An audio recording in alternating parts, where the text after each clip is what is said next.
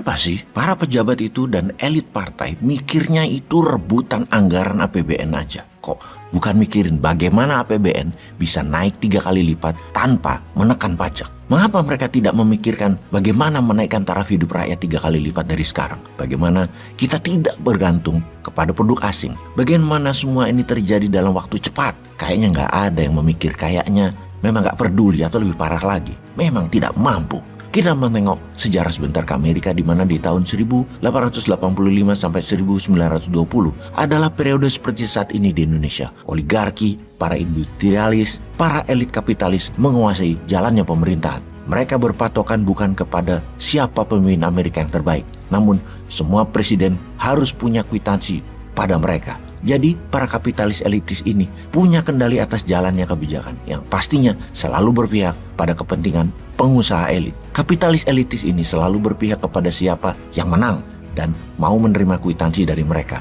Bukan siapa yang terbaik, bukan siapa yang membawa kebenaran. Kalau kita andaikan saat ini GDP negara kita adalah 1,1 triliun dolar atau 16.000 triliun rupiah. Yang mana yang 2.500 triliun adalah APBN, yang 13.500 triliun rupiah adalah swasta. Dari 13.500 triliun tadi, oligar dan kapitalis elitis menguasai 10.000 triliun rupiah. UKM dan buruh yang 99 populasi rebutan yang 3.500 triliun rupiah. Semua ketidaksetaraan yang telah terjadi lama ini sejak 6 presiden terakhir setelah Soekarno, ya begini nih, masih mau mereka dengan gaya yang sama menjabat lagi. Amerika, kita kembali ke sana. Amerika sejak Grover Cleveland di 1885 sampai Woodrow Wilson di tahun 1921, negara dikuasai oligarki, di mana peraturan industrialis itu kejam sekali kepada buruh. Misalnya, hanya libur 1 tahun 1 kali, yaitu pada 4th of July. Kerjanya pun 9 jam, tanpa jaminan kesehatan, tanpa jaminan keselamatan kerja. Amerika terlihat maju, yang kaya nambah kaya, namun kemiskinan di mana-mana kala itu. Semua akhirnya dirusak oleh Warren Harding, presiden Amerika berikutnya, menggantikan Woodrow Wilson, yang dirinya mungkin bukan presiden Amerika yang terbaik, bahkan mungkin yang terkorup. Namun dia menghancurkan banyak kebijakan yang pro-elit sehingga terus membawa masalah ekonomi di Amerika hingga puncaknya di tahun 1929, Black Monday, runtuhnya Wall Street yang baru di-recover sejak FDR atau Franklin Delano Roosevelt berkuasa di tahun 1933 yang memulai program New Deal yang memprint money 100 billion US dollar untuk membangun UKM, infrastruktur, dan industri di Amerika. Fakta menarik, selama 1885 hingga 1920-an, kekayaan elit Amerika adalah 90% GDP Amerika. UKM hanya 5%, APBN hanya 5%. Namun sejak 1930-an tersebut, kekayaan oligar sekitar 40-an%, APBN 30-an%, dan UKM 30-an%. Balance sekali negaranya. Yang semua itu diawali dan dirusak oleh Warren Harding Administration. Akankah di tahun 2024 ada tokoh perusak itu di Indonesia agar elit kapitalis, APBN, UKM, dan buruh rata semua? Tapi kayaknya ngimpi kali ya. Kita perhatikan calon pilot yang mau balapan di tahun 2024. Mana perkataan mereka yang mengatakan strategi meningkatkan kesejahteraan hingga 3 kali lipat itu dari saat ini? Mana perkataan mereka bagaimana membuat Indonesia menjadi independen energi, independen pangan, tidak bergantung dana asing? Mana? Kok kalian nggak tanya sih mereka? Atau jangan-jangan mereka nggak tahu juga? Kumaha nggak wae lah, yang penting joget-joget dulu, tiktokan, IG-an yang membuat banyak viewer dan like. Mumpung jabat, pakai sarana Pemda dan sarana negara buat kumpulin massa dan melakukan prakampanye.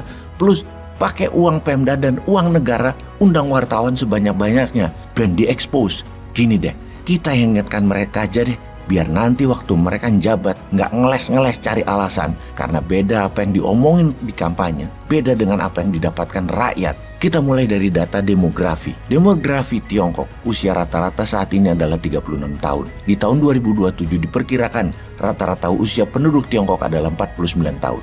Di tahun 2100 diperkirakan penduduk Tiongkok yang saat ini 1,4 miliar jiwa diperkirakan hanya 1 miliar saja. Susut dan tua di atas 55 tahun rata-ratanya. Amerika saat ini rata-rata penduduknya adalah 39 tahun. Di tahun 2070 Amerika diperkirakan 50 tahunan rata-rata usia penduduk Amerika, seperti di Eropa Barat saat ini. Usianya di atas 40-an. Artinya apa? Mengapa kebijakan mereka, negara Eropa Barat, Amerika juga Kanada, memudahkan imigrasi masuk ke Amerika, masuk ke negara mereka untuk menambah warga negara mereka dari negara lain yang dicari yang muda-muda dan agar beranak pinak di negara barat itu.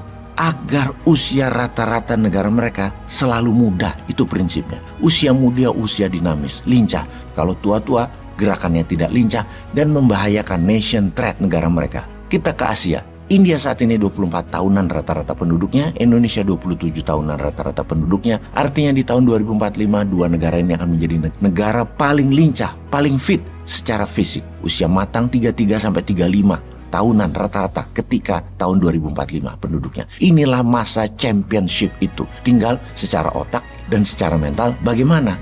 Inilah mengapa bukan saja usia yang dibandingkan, namun mental dan pengetahuan penduduk serta strategi bernegara menyebabkan banyak pengamat luar negeri lebih memilih India sebagai the next China, bukan Indonesia. Karena bukan faktor demografi, namun faktor mental, pengetahuan, dan strategi bernegara India lebih world class dibanding Indonesia. Ini kurang ajar, ini bikin panas sesungguhnya. Yang panas hati dan semangat ya hanya yang nasionalis sih. Kalau yang mendukung sekarang belum tentu. Bahkan sebagai oposisi pun mereka hanya panas doang, gak ada solusinya juga. Nah inilah ngeledeknya Bosman ya. Tapi ini wake up call. Kita bahas data pengamat ekonomi tentang India terlepas dari keterampilan manajemen mereka, di mana ada 78 CEO perusahaan multinasional adalah diaspora India, keturunan India. Kita ke Alutsista, buatan India, alat perang. India memiliki pesawat tempur buatan mereka, Hawk Tejas, dan kapal induk Vikran, dan memiliki lisensi Sukhoi Su-30. Dan semua itu sudah lebih dari 272 pesawat jet tempur tersebut dibuat di dalam negeri India. Sekarang ke keuangan. Secara neraca perdagangan, India dan Amerika adalah 10 kali neraca perdagangan Indonesia dengan Amerika. India dengan Tiongkok neraca perdagangannya 2 kali neraca perdagangannya Indonesia dengan Tiongkok. Jadi piye Jal supaya Indonesia jadi negara superpower di tahun 2045? Wes mulai paham? Sikat.